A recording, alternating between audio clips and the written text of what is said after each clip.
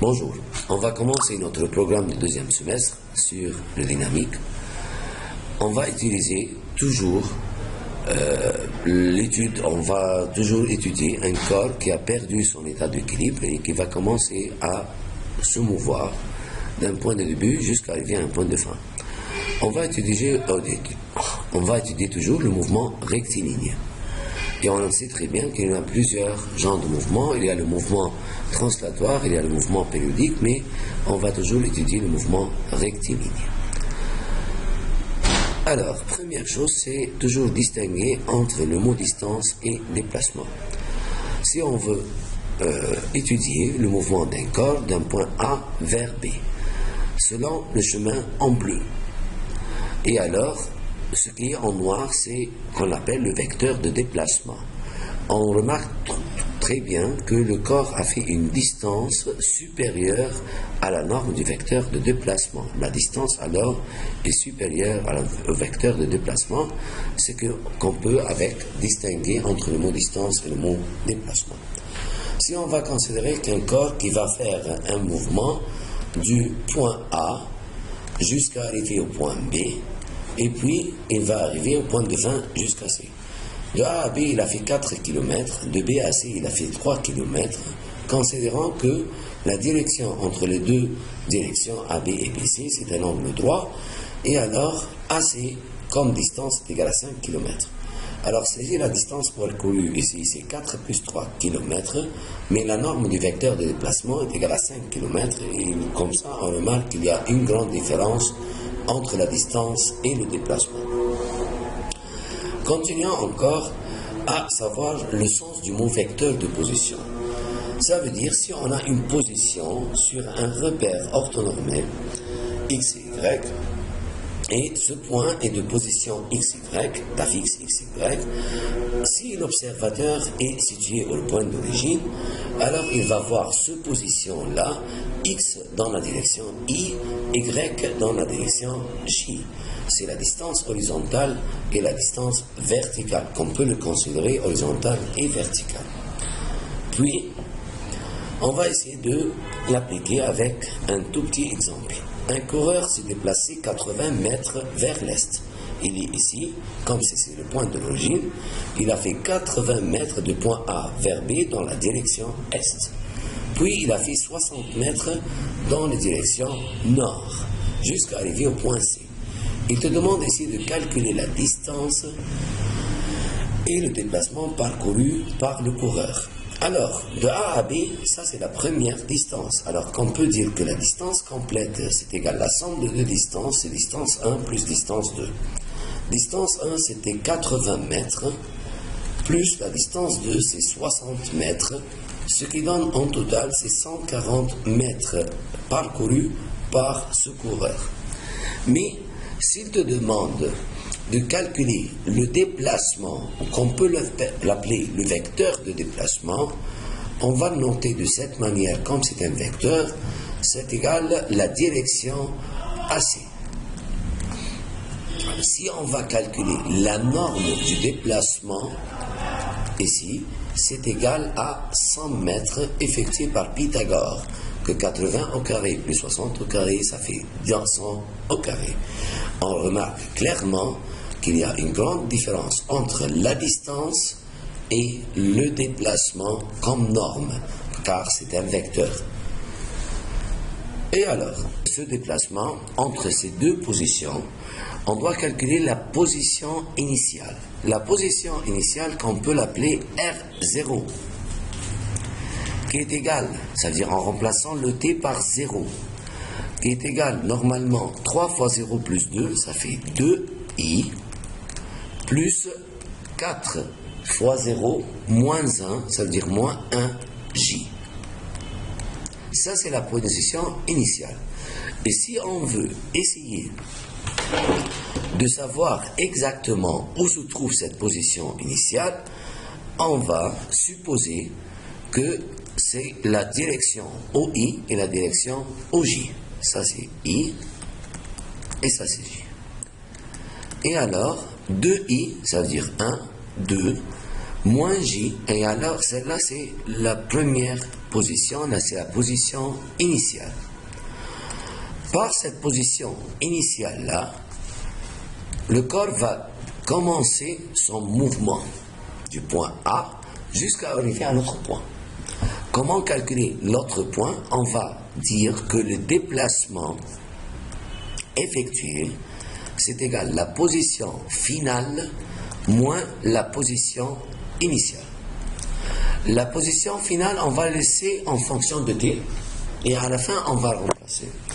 La position finale, ça veut dire RT moins R0. Quand on va faire 3t plus 2 moins 2, il nous restera 3t dans la direction I, plus 4t moins 1 moins 1, ça reste 4t dans la direction J. Ça, c'est le vecteur de déplacement en fonction de t. Si on va savoir, on va essayer de savoir maintenant le vecteur de déplacement après 4 secondes, tu n'as qu'à remplacer le t par 4. 3 fois 4, ça fait 12i, plus 4 fois 4, ça fait 16j. Cela veut dire que la position après 4 secondes est par exemple à un point B de coordonnées 12 dans la direction I et 16 dans la direction J, et ce vecteur représente le déplacement effectué. Si on veut calculer le déplacement comme vecteur, tu n'as qu'à faire racine carrée de 12 au carré plus 16 au carré, ce qui donne 144 et 256, ça fait 400 dans la racine carrée, c'est 20 unités de longueur. Ça veut dire que la longueur de ce vecteur est égale à 20 unités de longueur. Alors, quand il va te donner une position initiale, tu n'as qu'à calculer le déplacement qui est égal à la position finale moins la position initiale. La position initiale, toujours, on remplace le temps par 0. Ça veut dire que le corps n'a pas commencé son mouvement.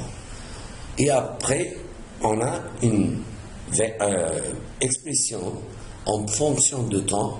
En remplaçant le temps par la valeur donnée, on aura le vecteur de déplacement. Et comme ça, on a le déplacement du point A vers le point B. Ça, c'est la position initiale. Ça, c'est quand le temps est égal à 0. Et ce point, c'était quand le temps est égal à 4 secondes. Et on a trouvé comme ça la norme du vecteur de déplacement. On s'avance un peu. Alors, l'intensité de la vitesse moyenne. Pour calculer la vitesse moyenne ou l'intensité de la vitesse moyenne, on calcule la distance totale parcourue sur le temps total, inclus le temps même de repos.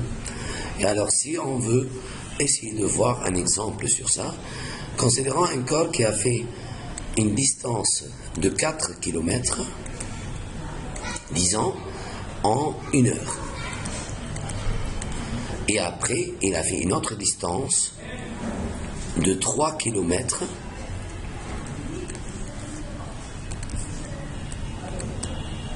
en 1 heure. On dirait que le point de départ, c'est le point A vers le point B, et après il a fait du point B vers le point C. Et alors, pour calculer la vitesse moyenne, on va faire la distance totale, c'est 7 km en 2 heures. Ce qui fait 7 sur 2 km en heure. Pas mal. Ça, c'est comme ça, on va calculer la vitesse moyenne, c'est la distance totale, c'est le temps total. Mais si on veut prendre le même exemple, là,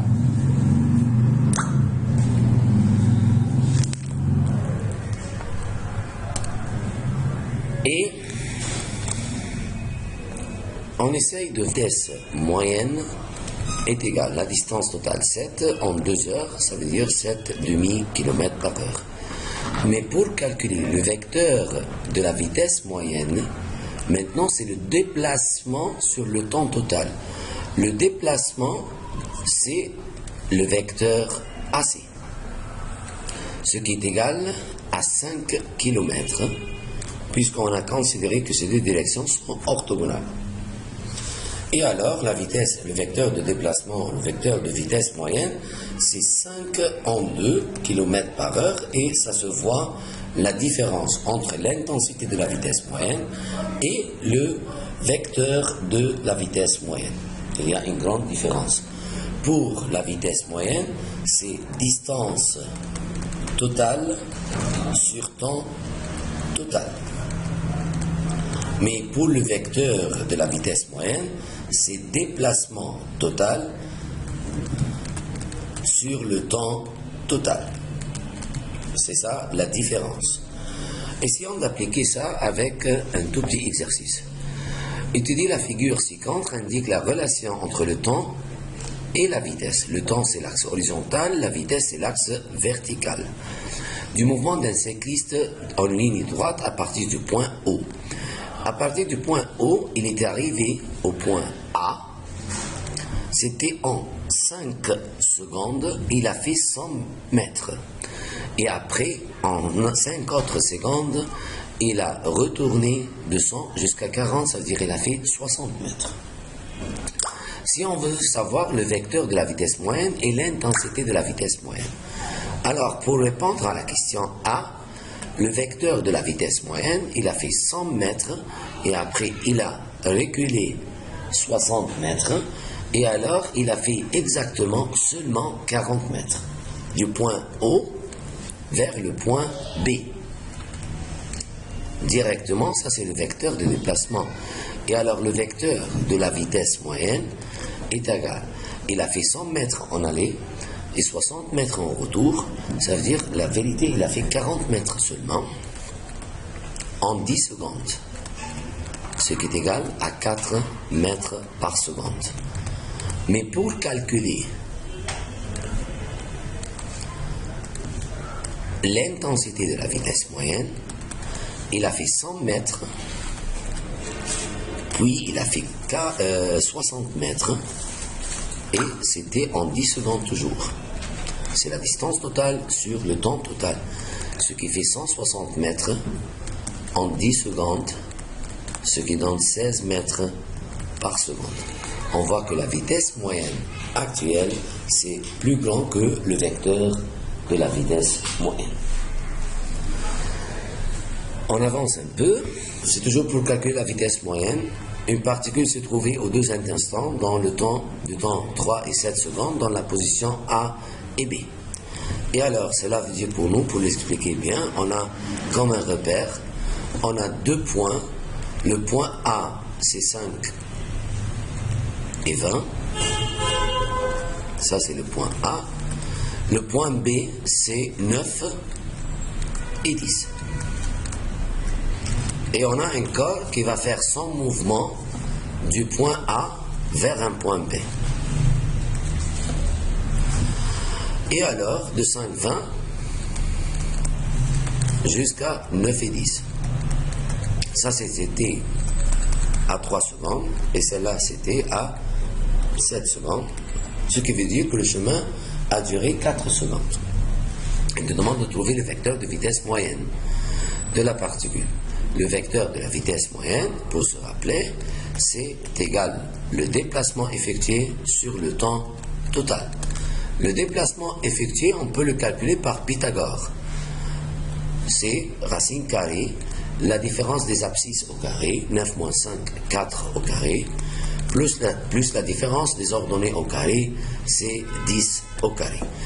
Pour comprendre très bien, comme on a calculé, ça c'était le mouvement horizontal de 4 unités, le mouvement vertical de 10 unités, et alors on a calculé par Pythagore cette quantité, c'est le déplacement. Et tu n'as qu'à trouver ce déplacement est égal à combien comme norme, et tu vas le faire avec, tu vas le diviser par le temps coulé entre les deux points, c'est le 4 secondes. Alors tu divises par 4 cette expression qui est égale normalement, si tu veux l'exprimer, 4i moins 10j. Ça c'est le vecteur de déplacement qui est égal i moins 5 demi j. Et pour calculer la norme, tu n'as qu'à faire racine carrée de 1 au carré plus 25 quarts, et comme ça, tu vas trouver la vitesse moyenne. Alors, la norme, la direction, c'est, si tu veux le faire, avec tangente, chiffre tangente de y sur x, c'est 5 demi, moins 5 demi sur 1. Et comme ça, tu trouves la direction. La direction, ça se voit, c'est entre la direction est, cet angle-là, c'est un angle dans le 4e cadran, c'est un angle dans le y c'est négatif et le x c'est positif. Et comme ça, on a trouvé la direction et la norme de la vitesse moyenne.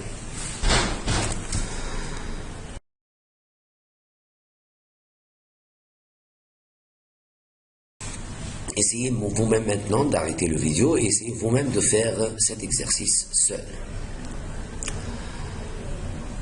J'espère que vous avez vraiment essayé.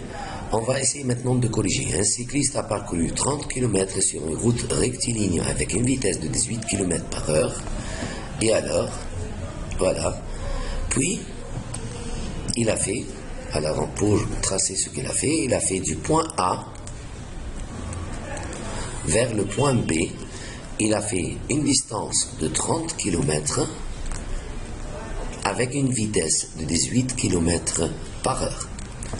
Puis, il a parcouru une distance de 20 km sur la même route dans le sens inverse. Le sens inverse est le sens contraire, ça veut dire il a reculé du point B vers un autre point qu'on peut l'appeler par exemple C. Il a fait 20 km seulement. Alors, il a reculé 20 km pour arriver au point C, sur la même route dans le sens inverse, avec une vitesse de 15 km par heure. Il te demande de trouver la vitesse moyenne durant le projet, puis trouver la vitesse moyenne. On va trouver l'intensité de la vitesse moyenne, c'est ça qu'on dit pendant le trajet, durant le trajet, puis on va trouver le vecteur de la vitesse moyenne entre le point A et le point C directement. Et alors, pour calculer, premièrement, de A vers B, on dirait que la vitesse est égale à déplacement sur temps, ça veut dire que le temps est égal à déplacement sur vitesse. Ça, c'est pour la première partie. Déplacement, c'est 30 sur 18.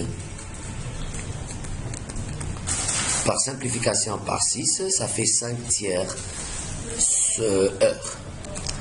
De B vers C, alors T2 est égal à la distance sur vitesse, ce qui fait 20 sur 15, ce qui fait par 5 par 5, ça fait 4 tiers heure.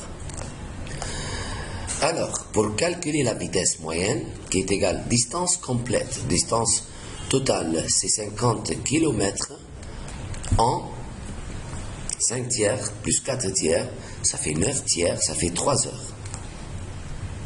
Kilomètres par heure. Mais pour calculer le vecteur de la vitesse moyenne, c'est le déplacement effectué, c'est 10 km, parce qu'il est avancé 30, reculé 20, alors de A à C, directement, c'est 10 km, en 3 heures toujours, km par heure. On voit que le vecteur de vitesse moyenne est plus petit que l'intensité de la vitesse moyenne. C'est différent maintenant, les deux. N'oubliez pas que 1 km par heure est égal à 5 sur 18 mètres par seconde et qui est égal à 250 sur 9 cm par seconde. Et alors, d'arriver de km par heure en mètres par seconde, on multiplie fois 5 sur 18 et pour mètre seconde, pour km par heure, on fait le contraire, divisé par 5 sur 18. Ça, c'est les unités de mesure de la vitesse qu'on peut utiliser pendant les exercices, que ce soit toutes les vitesses avec le kilomètre par heure ou mètres par seconde, où il faut bien convertir entre les deux. Le vecteur de vitesse relative. Qu'est-ce que ça veut dire le vecteur de vitesse relative? Ça veut dire qu'il y a deux corps qui sont en mouvement. Les deux corps ont des vitesses différentes et l'un observe l'autre. Et alors, si on va considérer qu'il y en a un corps A, ici, qui va faire un mouvement et un corps B là qui va faire un autre mouvement. Soit A observe B ou B observe A, on dirait que la vitesse de B par rapport à A ou la vitesse de A par rapport à B s'appelle la vitesse relative. La vitesse comme un vecteur de vitesse relative de B par rapport à A, c'est la vitesse de B moins vitesse de A. Ça c'est théoriquement. Mais si on veut comprendre exactement qu'est-ce qui se passe quand on remarque ou on observe une autre voiture avec une autre vitesse pour savoir la vitesse relative, comme on essaye d'annuler la vitesse de l'observateur. Ça veut dire, si la vitesse de A est par exemple 40 km par heure et la vitesse de B c'est 50 km par heure, alors on va prendre un petit exemple pour comprendre. Si la vitesse de A est 40 km par heure, la vitesse de B, du corps B, c'est 50 km par heure. Si les deux sont le sens dans un sens et le sens contraire, on dirait que la vitesse de B par rapport à A, cela veut dire pour nous que l'observateur c'est le A. C'est comme l'observateur A, sa vitesse est égale à 0. Alors on a annulé 40 km de A. On doit faire la même chose du B, mais B est dans le sens contraire. Au lieu d'annuler ou de retrancher 40, on va ajouter 40. Si on veut l'appliquer théoriquement, on fait la vitesse de B moins vitesse de A, ce qui donne que la vitesse de B c'est 50 moins 40, car la vitesse de A est dans le sens contraire, et on dirait dans la direction E par exemple, comme vecteur, ce qui donne 90 E. Ça c'est qu'on appelle la vitesse relative. Alors la vitesse de B par rapport au corps A, c'est égal à la somme des deux vitesses. Mais si on va prendre le même exemple avec deux corps, A et B toujours, mais dans le même sens. Alors, A est là par exemple,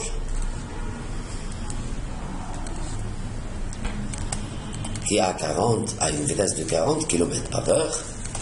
B est là par exemple, il a une vitesse de 50 km par heure. Les deux sont dans le même sens cette fois-ci. Et si on veut calculer le vecteur de vitesse relative de B par rapport à A, c'est égal toujours la vitesse de B moins la vitesse de A. Mais cette fois-ci, les deux vitesses sont dans le même sens.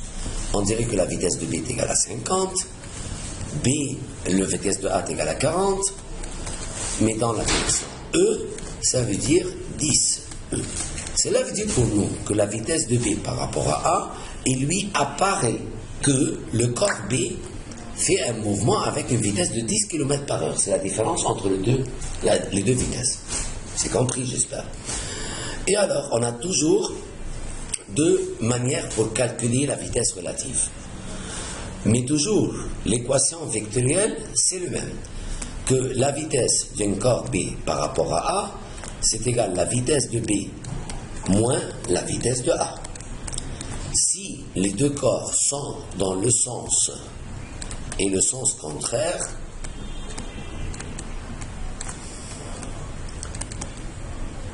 on dirait que la vitesse de B par rapport à A, c'est égal à la vitesse de B plus vitesse de A dans le sens I par exemple, E n'importe quoi. C'est un vecteur unitaire. Mais si on parle dans le même sens, les deux ont le même sens, on dirait que la vitesse de B par rapport à A, c'est égal à vitesse de B moins vitesse de A dans la direction E. J'espère que c'est facile à appliquer. Alors, ça c'est pour appliquer l'exercice de la vitesse relative. Une voiture roule sur une route rectiligne avec une vitesse de 80 km par heure. Si une moto roule sur la même route avec une vitesse de 50 km par heure. Alors, on a deux données jusqu'à présent. La vitesse de la voiture, on va le considérer V1, qui est égal à 80 km par heure. La vitesse du moto, qu'on va le considérer V2, qui est égal à 50 km par heure. il te demande de trouver la vitesse relative de la moto, ça veut dire 2 par rapport à la voiture. Ça veut dire on veut chercher V2 par rapport à 1. Ce qui veut dire que 1, c'est l'observateur. C'est 1 qui va perdre sa vitesse. Il va donner à la vitesse de moto. Soit il va le donner négativement ou positivement. On va voir. Alors, on veut chercher ça si la moto se déplace dans le même sens que celui de la voiture. Ça veut dire V2 moins V1, ce qui veut dire V2, c'est 50, moins 80 dans la direction E. Que veut dire pour nous moins 30E? Cela veut dire que le moto va remarquer que la voiture s'approche de lui avec une vitesse de 30. Quand elle recule, mais ce n'est pas la vérité, les deux sont dans le même sens. Parce que le moto est moins rapide que la vitesse de la voiture. La voiture s'éloigne avec 80 km par heure et le moto a 150 seulement km par heure. Mais si on va calculer dans le deuxième demande V2 par V1, mais les deux sont dans le sens contraire, ça donne V2 plus V1, ce qui donne 130 km par heure. Ça veut dire qu'il lui apparaît que la voiture s'approche de lui avec une vitesse de 130 km par heure, mais ce n'est pas la vérité. La voiture a une vitesse de 80 km par heure seulement.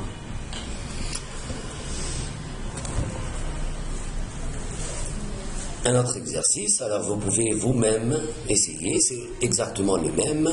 Une voiture roule avec 72 km par heure, l'autre, le moto, roule avec 88 km par heure. On veut calculer dans les deux cas si les deux sont dans le même sens ou dans le sens contraire.